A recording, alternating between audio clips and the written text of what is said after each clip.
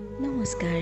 এতিয়া সময় হ'ল RJ জ্যোতিৰ সৈতে কিছু নিৰিবিলি সময় কটোৱাৰ আৰু এটা নতুন কবিতা লৈ মই জ্যোতি আপোনালোকৰ কাষ চাপিছোঁ। কবিতাটি মোলৈ প্ৰেৰণ কৰিছে হিমা কলিতাই। আহকচোন কবিতাটি আমি উপভোগ কৰোঁ।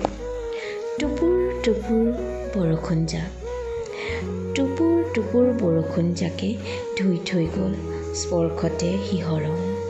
বুকু হেচুকি হেচুকি কৰিলে ৰখাল ৰঙীন আলপনা যাদুকৰী মায়া। ৰুণজুণ বৰষুণৰ হৃদয়ৰ নিভৃত কোণত বৰষালে সঁচা মৰমৰ টোপোলাৰে প্ৰাণোঞ্চন কৰিলে।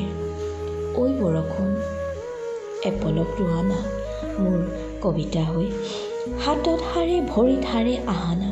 উজাগৰি নিশা কৰিম প্ৰেমালাপ, লীন হ'ম মধুৰ আলিংগনত।